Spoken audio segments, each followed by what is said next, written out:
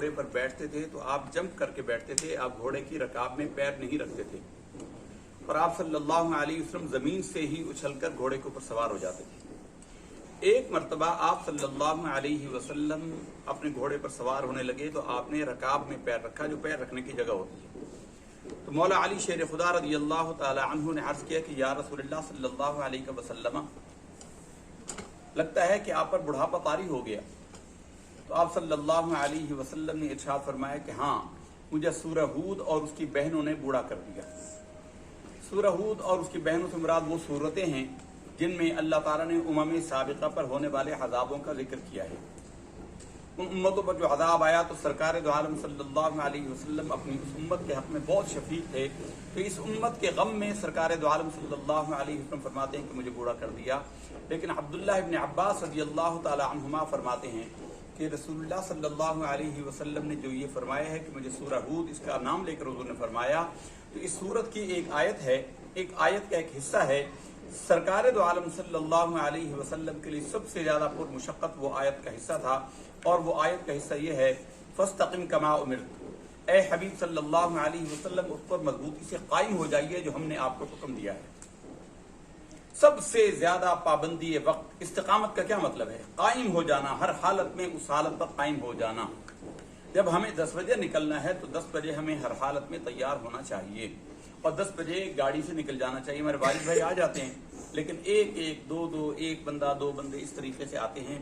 اس کا نتیجہ یہ ہوتا ہے کہ جو پہلے آ جاتے ہیں وہ سمجھتے ہیں کہ ہم تو بے وقوف ہی ہیں، آئندہ ہم بھی دیر سے جائیں گے، گویا وہ سب کی تاخیر کا سبب بن جاتا ہے۔ اور یہ شیطان کے ہتھیاروں میں بہت بڑا ہتھیار ہے کہ انسان کو مبتلا غفلت کر دے۔ وہن، یہ سستی، یہ کاہلی، یہ شیطان سے ہے۔ اور نبی کریم صلی اللہ علیہ وسلم نے ہمیں ایک دعا تعلیم کی ہے، اللہم انی اعوذ بک من الہم والحزن والعجز والکسل، کسل کہتے ہیں سستی کو، والبخل والجبن وطلع الدین وغلبۃ الرجال۔ تو کسل جو ہے، یہ سستی جو ہے، یہ انسان کو محروم کر دیتی ہے۔ سستی والے پھر آخرت میں بھی پیچھے رہ جاتے ہیں۔ اس لیے کوشش کریں، آج سے، ابھی سے عہد کریں کہ جو غفلت ہوئی آئندہ اتوار سے انشاءاللہ العزیز ہم ٹھیک 10 بجے وہاں سے گاڑی کو روانہ کر دیں گے۔ اور اس کا طریقہ یہ ہوتا ہے کہ 9:45 بجے سب لوگ وہاں پر پہنچ جائیں۔ 9:45 15 منٹ کا مارجن ہے، وہ پہلے مارجن لے لیں۔ ہم نے جب 10 بجے کا کہا نکلنے کا تو لوگوں نے سمجھا کہ 10 بجے گھر سے چلنا ہے، کوئی 10 منٹ چل کر آتا ہے، 15 منٹ چل کر آتا ہے، تو وہ پھر 15-20 منٹ ویسے ہی لیٹ ہو جاتے ہیں۔ اس لیے 9:45 کو ٹارگٹ کریں تو 10 بجے انشاءاللہ العزیز اچیو ہوگا۔ دنیا کی کسی قوم نے ترقی نہیں کی سوائے اس کے کہ جس نے وقت کی پابندی کی ہو۔ مغرب کی زندگی میں ایسے ایسے لوگ ملتے ہیں جو دفتر جانے والے ہوتے تھے۔ ایک انگریز کے احوال ہم نے پڑھے کہ وہ ایک گلی سے گزرتا تھا سڑک سے، تو اس کے سامنے فلیٹ میں عورت رہتی تھی، تو وہ اپنی گھڑی اس بندے کے گزرنے سے میچ کرتی تھی، یعنی یہ ٹھیک اتنے بجے یہاں سے گزرتا ہے، تو وہ جب وہ دیکھتی اپنی گھڑی کو دیکھتی آگے پیچھے، تو وہ سمجھتی تھی کہ بندہ غلط نہیں ہو سکتا، اس کی گھڑی غلط ہو جاتی، تو وہ منٹ 2 منٹ جو آگے پیچھے ہوتا تھا وہ بندے کو دیکھ کر گھڑی کو ٹھیک کرتی تھی۔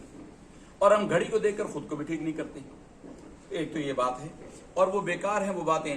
وہ کتنی خوبصورت بات کی ہے بابا بلے شاہ نے، علم و بس کریو یار، بڑا علم سیکھنے کو چھوڑ دے یار، اکو الف تین درکار، ایک الف کے تو تقاضے سمجھ لے، پہچان لے۔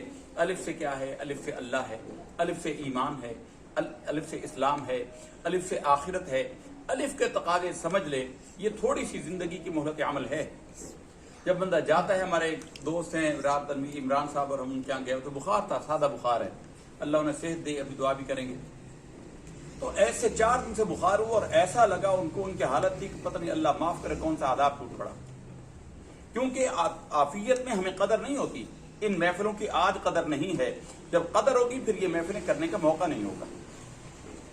جب یہ محفلوں کی قدر معلوم ہوگی، یہ جنت کے باغات ہیں جو ہم بیٹھے ہوئے ہیں۔ حدیث شریف میں ہے، اذا مررتم بریاض الجنت فرتعوا، اے لوگو جب جنت کے باغوں میں سے گزرو تو کچھ کھا پی لیا کرو، کچھ چر چگ لیا کرو۔ قیل وما ریاض الجنہ یا رسول اللہ صلی اللہ علیہ وسلم، ریاض الجنت کیا ہیں، جنت کے باغیچے کیا ہیں؟ فرمایا حلق الذکر، ذکر و بیان کی محفلیں۔ فرشتے اس کے لیے تلاش میں ہوتے ہیں اور وہ جمع ہو جاتے ہیں۔ اور حدیث شریف کے مطابق وقت اتنا نہیں ہے، یہاں اس وقت جہاں ہم بیٹھے ہیں، یہاں سے لے کر آسمانوں تک فرشتوں کی جمع ہے۔ زمین و آسمان ٹل جائیں، ہمارے نبی صلی اللہ علیہ وسلم کی بات غلط نہیں ہو سکتی۔ ہمارے نبی کا یہ فرمان ہے کہ ایسے حلقہ ذکر جو ہوتے ہیں ان پر فرشتے ایسے جمع ہو جاتے ہیں کہ وہ زمین سے لے کر آسمان تک کی جگہ کو بھر دیتے ہیں۔ تو اس لیے عزیزان گرامی، جب ہم نے آنا ہی آنا ہے، اللہ نے ہمارے لیے سعادت و توفیق لکھ دی ہے، یہ اللہ کی سعادت و توفیق سے ہم آتے ہیں، ورنہ کوئی آ بھی نہیں سکتا۔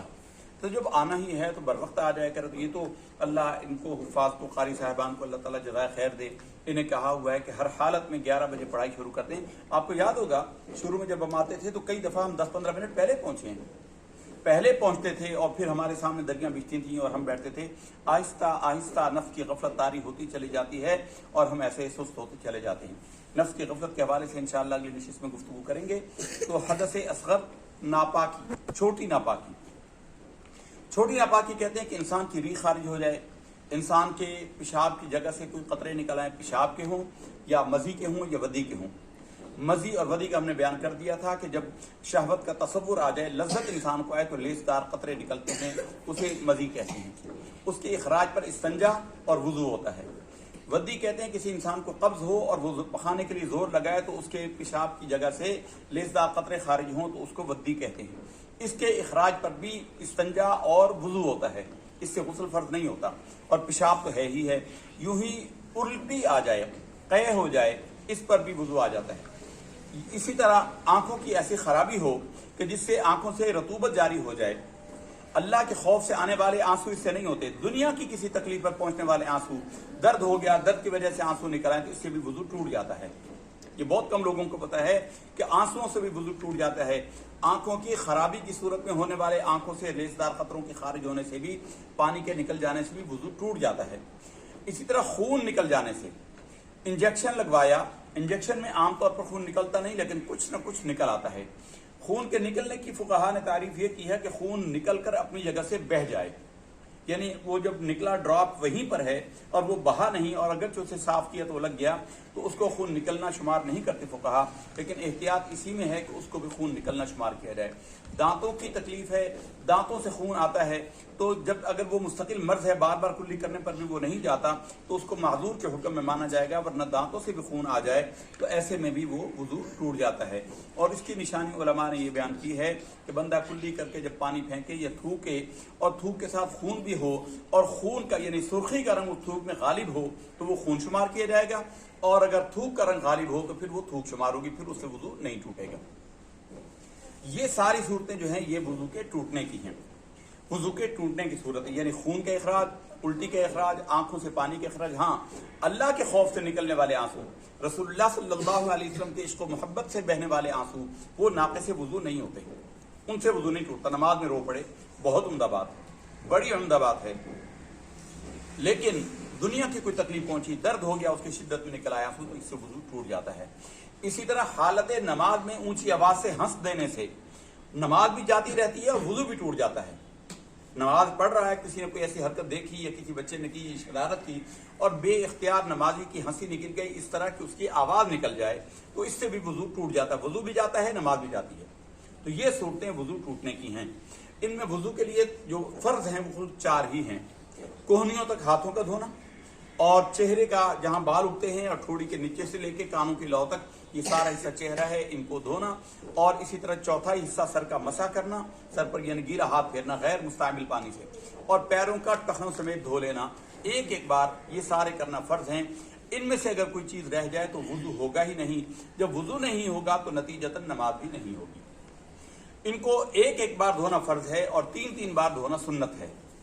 دائیں ہاتھ سے ابتدا کرنا سنت ہے، کلی کرنا سنت ہے، ناک میں پانی ڈالنا سنت ہے، پورے سر کا مسح کرنا، کانوں کے لو کے پیچھے ہاتھ کرنا اور گردن کے پیچھے ہاتھ پھیرنا، یہ سنتیں ہیں، مستحبات ہیں۔ گردن پر ہاتھ پھیرنا مستحبات میں سے ہے۔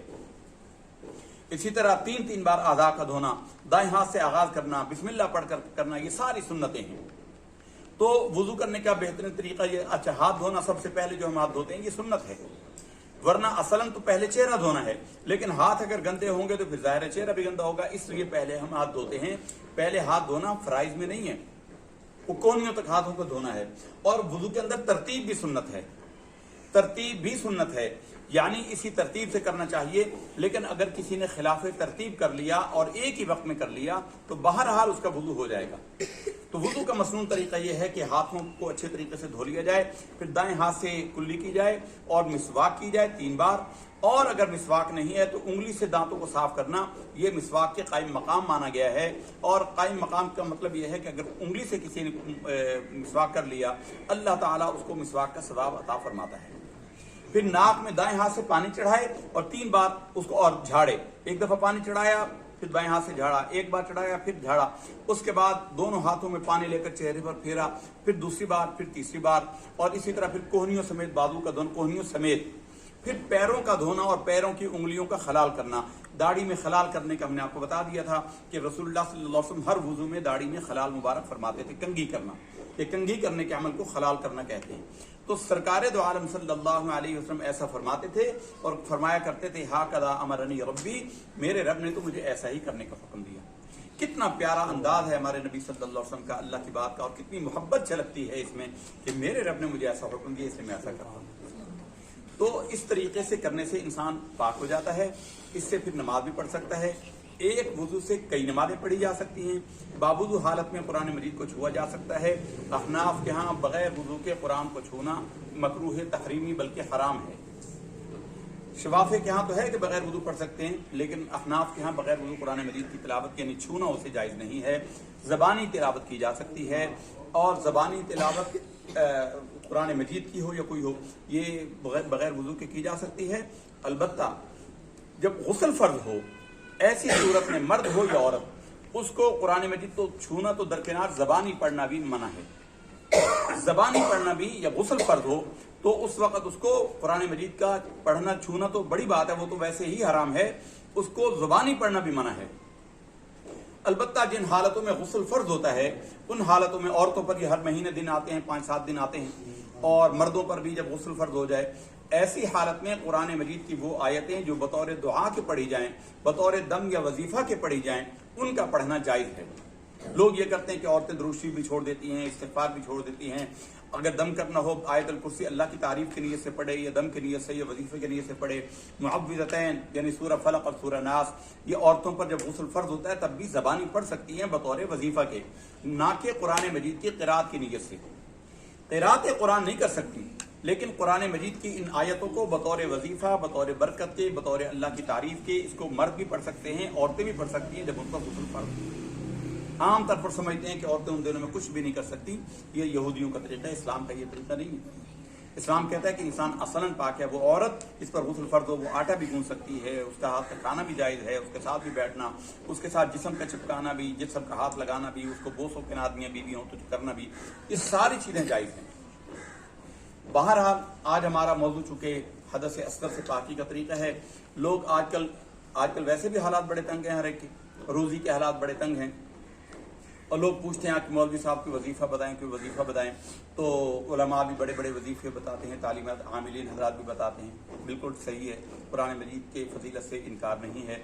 لیکن اللہ کے حبیب صلی اللہ علیہ وسلم سے جب پوچھا گیا کہ یا رسول اللہ کو رزق کی وسعت کا، برکت کا وظیفہ بتائیں، حضور نے اتنا آسان اور سادہ طریقہ بتایا ہے، کچھ ایک لفظ بھی نہیں پڑھنا۔ حضور نبی کریم صلی اللہ علیہ وسلم نے ارشاد فرمایا، ادم علی الطہارہ یوسع علیک رزقک، ہمیشہ وضو سے رہا کر تیرا رزق کشادہ کر دیا جائے گا۔ وضو ٹوٹے وضو کر لو، وضو ٹوٹے وضو کر لو، اس سے نماز بھی آسان ہو جاتی ہے۔ بہت سارے لوگوں کی نماز اس لیے ان سے نہیں ہوتی کہ وہ بیچارے وضو کرنا ہوتا ہے، اب وہ کہتے ہیں اب کہاں جرابیں اتاروں، خاص طور پر سردیوں میں کہاں کروں اور کہاں جاؤں۔ تو وضو سے رہنے سے نماز 50% پڑھنا آسان ہو جاتی ہے۔ جہاں نماز کا وقت ہوا مسجد کے آگے گاڑی کو روکا ہوا نماز پڑھ لی، تو وضو سے نماز بھی پڑھنا آسان ہو جاتی ہے، رزق میں بھی کشادگی ہوتی ہے، اور چہرے پر یہی نور ہوگا۔ صحابہ اکرام رضوان اللہ تعالی علیہ مجمعین نے کہا یا رسول اللہ، قیامت میں تو ارب ہا لوگ ہوں گے، اربوں خربوں لوگ ہوں گے، تو ان میں آپ کی امت تھوڑی سی ہوگی، تو آپ ان کو کیسے پہچانیں گے؟ حضور نبی کریم صلی اللہ علیہ وسلم نے ارشاد فرمایا کہ اگر گھوڑوں کا ایک بہت بڑا لشکر ہو، سینکڑوں ہزاروں گھوڑے ہوں، تو ان میں غر محجل کو تم کیسے پہچانو گے؟ غر محجل اس گھوڑے کو کہتے ہیں جس کو اردو اور پنجابی میں پنج کلیانی گھوڑا کہتے ہیں۔ پنج کلیان، پنج کلیان کا مطلب ہوتا ہے کہ گھوڑے کے گھٹنوں سے نیچے کے پیر کا حصہ سفید اور چہرے کی پیشانی اس کی سفید ہو، تو کالا گھوڑا ہو یا براؤن ہو اور اس کی یہ حصے سفید ہوں، اس کو پنج کلیانی گھوڑا کہا جاتا ہے، اور وہ بڑا قیمتی گھوڑا مانا جاتا ہے۔ تو تو حضور نے فرمایا کہ تم گھوڑوں کے اندر پنج کلیانی غر محجل کو کیسے پہچانو گے؟ تو انہوں نے اس کے یا رسول اللہ وہ تو ہزاروں لاکھوں میں پہچانے جاتے ہیں. تو سرکار نے فرمایا کہ میری امت کے جو لوگ وضو کریں گے ان کے اعضائے وضو اسی طرح چمکتے ہوں گے جیسے پنج کلیانی گھوڑے کے حصے سفید ہوتے ہیں. تو اعضائے وضو قیامت میں روشن ہوں گے جس سے حضور اپنی امت کو پہچانیں گے.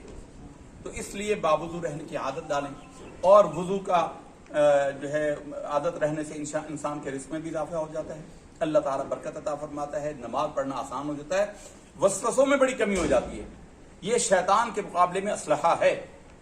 یہ شیطان کے مقابلے میں اسلحہ ہے. بندہ باوضو رہتا ہے تو شیطان اس پر حملہ کم کر سکتا ہے. زیادہ طاقت شیطان کی نہیں رہ جاتی, ٹوٹ جاتی ہے شیطان کی طاقت. اسی طرح انسان نے وضو کیا اس کا دن بھر وضو رہا, 5 نمازیں ایک ہی وضو سے پڑھ سکتا ہے. 5 نمازیں پڑھ سکتا ہے. اگر اس کا پیشاب پخانہ نہیں نکلا, ری نہیں نکلی, ہوا نہیں خارج ہوئی تو اس کا وضو ہے. لیکن اگر کبھی اس کو شبہ ہو جائے, اس کو شک ہو کہ شاید وضو ٹوٹ گیا, تو شک یقین کو زائل نہیں کرتا. شک سے یقین ختم نہیں ہوتا. تو یقین ہے وضو کیا ہوا ہے, شک ہو گیا کہ وضو ہے, وضو ٹوٹ گیا, تو وہ اس کو باوضو سمجھے اپنے آپ کو اور اسی حالت میں نماز پڑھے. شیطان کو تبھی شکست دی جا سکتی ہے. اگر وہ شخص وہ اس شک کے بنا پر وضو کرے گا تو یہ مکروہ ہے, یہ ناپسندیدہ ہے اور یہ شیطان کو طاقت دے گا اور شیطان ہر وقت اس کو وسوسوں میں ڈالے گا. تو اس لیے یقین کی طاقت رکھیے. اسلام یقین ہے, اللہ کی طرف سے یقین ہے, رسول کی طرف سے یقین ہے, شک شیطان کی طرف سے ہے. لیکن اگر دل کے اندر کھٹکا ختم ہی نہ ہوتا ہو, انسان کو پریشانی رہے, تو فرمایا کہ پھر وضو کرے اس نیت سے کہ میرا وضو تو پہلے ہے, میں وضو کے اوپر وضو کر رہا ہوں. تو حدیث شریف میں ہے کہ پھر یہ نور علی نور ہے. وہ سمجھے کہ میرا وضو ہے لیکن میں تازہ وضو کر لیتا ہوں تو اس سے اضافی ثواب مل جاتا ہے, اضافی چمک روشن مل جاتی ہے. تو شک سے یقین جو ہے وہ یقین زائل نہیں ہوتا. شک جو ہے وہ شیطان کی طرف سے ہوتا ہے. اس لیے ہمارے پیارے نبی صلی اللہ علیہ وسلم نے آپ کا سنت معمولہ تھی, حضور کی ضرورت نہیں تھی. یہ ہمارے تعلیم کے لیے تھا کہ آپ صلی اللہ علیہ وسلم جب استنجا کر کے اٹھتے تھے تو آپ صلی اللہ علیہ وسلم ہاتھوں کو گیلا کر کے اپنے تیبل پر ایسے چھینٹے ڈال دیتے تھے. اس لیے کوئی پانی کا قطرہ کہیں پر نظر آئے تو بندہ یہ وہم نہ کرے کہ کہیں یہ پیشاب کا قطرہ نہ ہو. شک کو زائل کرنے کے لیے, یقین پیدا کرنے کے لیے وہ یوں پانی کے اس لیے چھینٹا دے دیتے. ہماری تعلیم کے لیے کہ لوگوں ایسا کیا کرو کہ کہیں تم پیشاب کر کے اٹھو, چونکہ مرد کا آلہ تناسل ایسا ہوتا ہے جس سے پیشاب کے بعد بھی قطرے آتے رہتے ہیں اور شیطان وسوسہ ڈالے کہ تیرا قطرہ نکل گیا, پیشاب آ گیا, کچھ نہیں ہوتا. تم یوں پانی کے قطرے ڈال دو, پھر چپ کر کے اللہ تعالیٰ کا نام لے کے وضو کرو اور نماز پڑھو. اللہ رب العزت سے دعا ہے کہ ہمیں اپنے حبیب صلی اللہ علیہ وسلم کی پیاری پیاری سنتوں پر عمل کی توفیق عطا فرمائے. حضور کی سنت, قرآن اور سنت اللہ تعالیٰ اس پر ہمارا جینا اور اس پر ہماری موت نصیب فرمائے. وآخر دعوانا الحمدللہ.